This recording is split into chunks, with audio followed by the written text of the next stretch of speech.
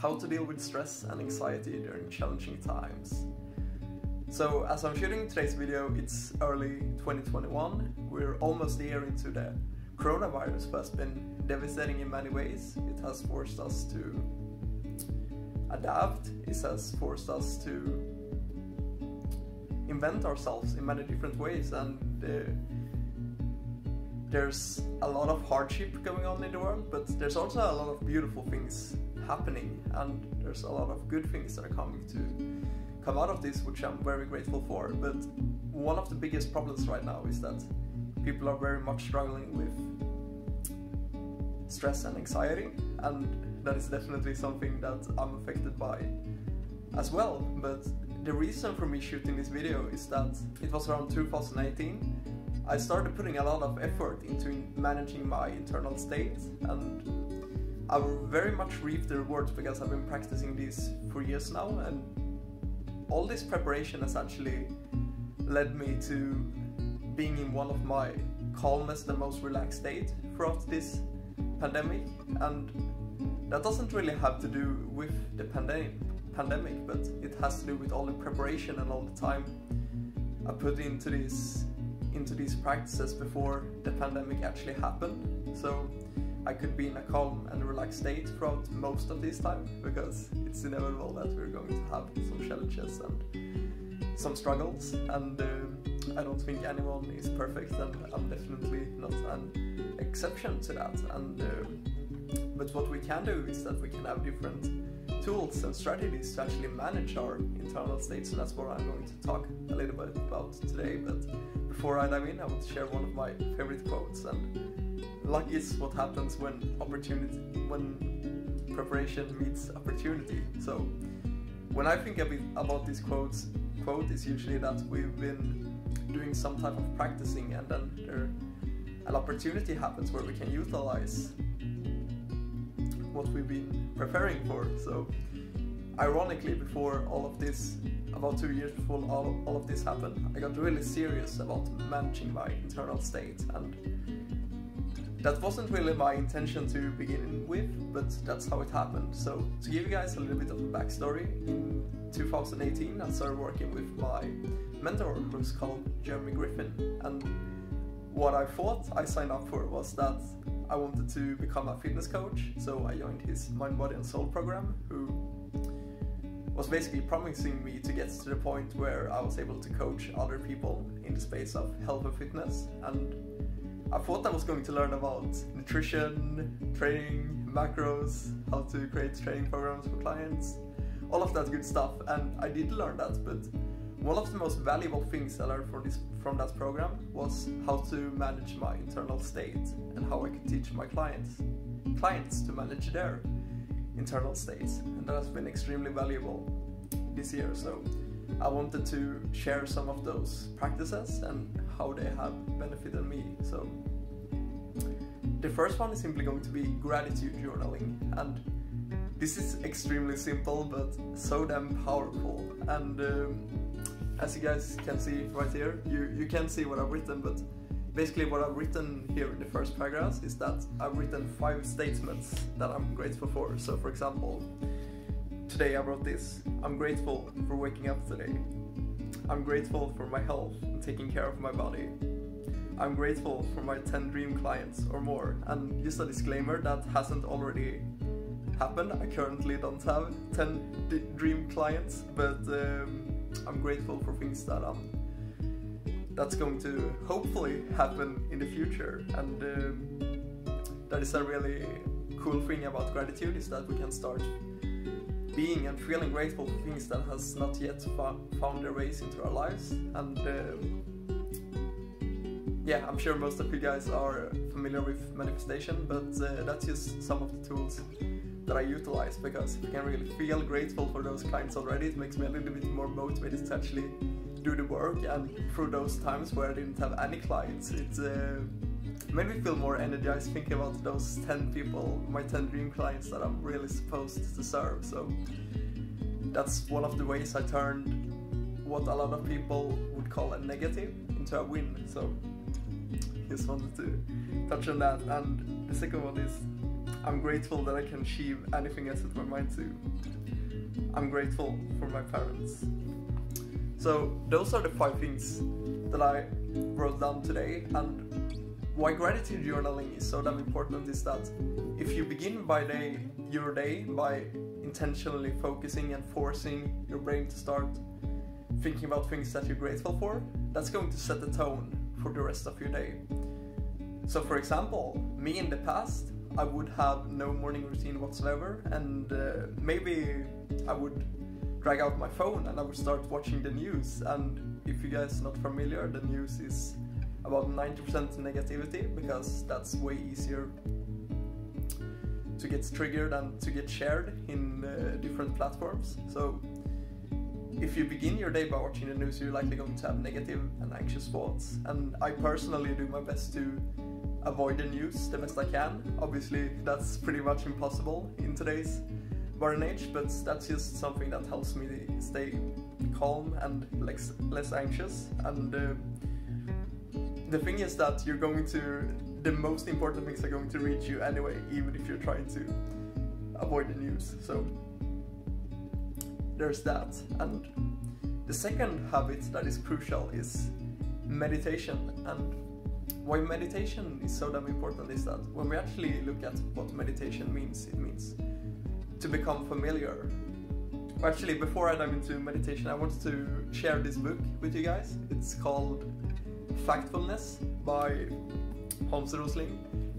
He's a Swedish author, but I'm pretty sure the book has become an international bestseller. But he touches on how the world keeps getting better and how it has been getting better for pretty much the last 50 years. And it's definitely one of the best reads out there. And if you're looking to become a happier, more fulfilled person, you definitely want to read that book, and it's going to be way more productive than the news, because like I said, the news is about 90% negative, and all the negative factors gets exaggerated. So it's pretty rewarding to actually pick up this book and read how the world is actually getting better, and how poverty is decreasing, and how the middle class and the lowest class keeps rising, and they're having better conditions in terms of healthcare, living, water, all of that good stuff. So probably one of the most important books that I've ever read, and I highly recommend. I think everyone owes it themselves to actually read that book, and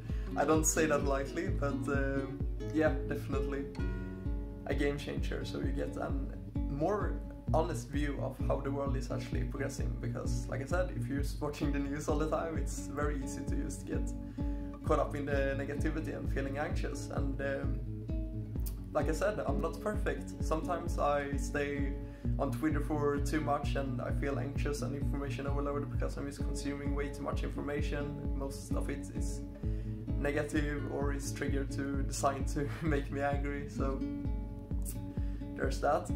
But back to meditation, and why meditation is so damn crucial these days is that we have all these devices, we have all these things that are craving our attention. And what's so cool about meditation is that it's basically, what meditation basically means is to become familiar. And when we become familiar with our minds, it's easy to realize where we're going wrong, where we're actually triggering ourselves to get anxious or stressed. So after I've been meditating consistently for almost 1 year, what I realized was that all my thoughts were me trying to predict the future, or being worried, or trying to change the past. And obviously we can't control neither of those, but we can control what we do in the present. And I'm not saying that we should never learn from our past, I'm not just saying that we should ever think about the future, but realize that when you're feeling anxious or worried, you're likely being in the past or the future. So that's probably the biggest thing that meditation has brought to me, that realization, along with having a better focused, a more calm and relaxed mind, and also being able to finding myself when I'm beginning these triggers or when they're actually starting to happen, because then I can shut them off before they spiral out of control. And the final one is going to be breathing and taking cold showers. So why doing breathing exercises and cold showers are so damn important is just that when we're taking a cold shower, we're exposing ourselves to a stressor, we're exposing our immune system to a little bit of a challenge, and that's going to activate our immune system and it's going to make it slightly stronger. So I like to cold shower once per day, simply because I usually do it in the morning because it brings me so much energy, and I'm also challenging myself because I don't want to take a cold shower. I think there's very few people that actually want to do that, and after I've been in the shower for about 15 seconds, I've been doing it for more than 1 year now. In the beginning I absolutely hated it, and just for transparency, the first time I was supposed to take a cold shower, I quit before I even got in there. So what happened was that as I was going to take my first ever cold shower, I had pretty much made up in my mind that it was going to be cold and miserable, and I wouldn't be able to stand in there for 1 minute like I set out to do. So what happened was that I started the cold shower, the cold hit my face, and I instantly turned it off because in my mind I had already made up my mind. I basically quit in my mind before I even started. So what I do these days is that when I start the shower, I don't have any expectations of it being cold or warm, so I simply let the shower hit my skin and then I can interpret it whatever way I want. And that might sound weird because I know it's going to be cold, but at the same time that prevents me from defeating myself from going in there. And just to give you guys some flavor, I quit before I even got in the cold shower the first time, but these days I can stand in there for 5 minutes without a problem, and that just comes with practice and gradually building it up. So I started doing 1 minute, and then I started doing 1 minute 15 seconds, and from there I built it up to 5 minutes, and I feel amazing afterwards. I feel energized. It's anti-inflammatory in the long run, and like I said, it's a little bit of a challenge for our immune system, so it actually grows stronger in the long run. And I love to combine cold showers with breathing exercises. I don't always do them at the same time, but part of my evening routine is doing 11 minutes of Wim Hof meditation, and you guys can find that on Spotify or YouTube, and it's basically a guided breathing exercise where we're taking 40 deep breaths in like this.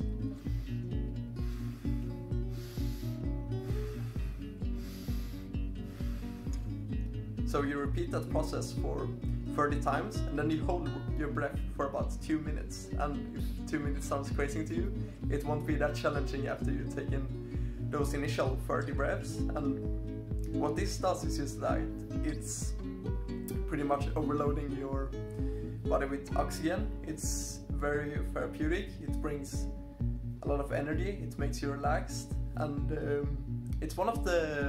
it's a very convenient way to actually tap your central nervous system into parasympathetic, which is the rest and digest part of it. So if you feel anxious or stressed out, that's a great way to actually get into that calm and relaxed state, both for yourself and more importantly your central nervous system, because that is highly going to dictate your brain and your thoughts. So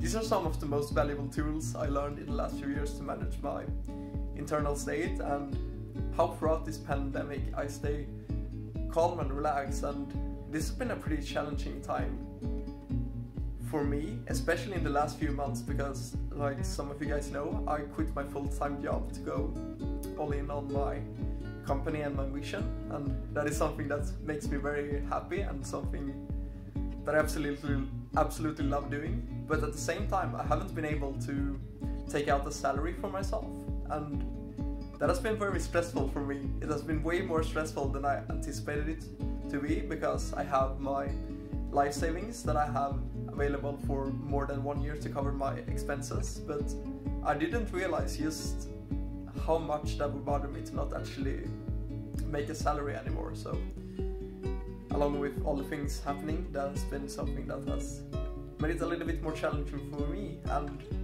forced me to actually utilize these tools. So I hope you guys can reap the same rewards that I done from them, and if you have any questions about the process, please let me know and I'll do my best to answer them.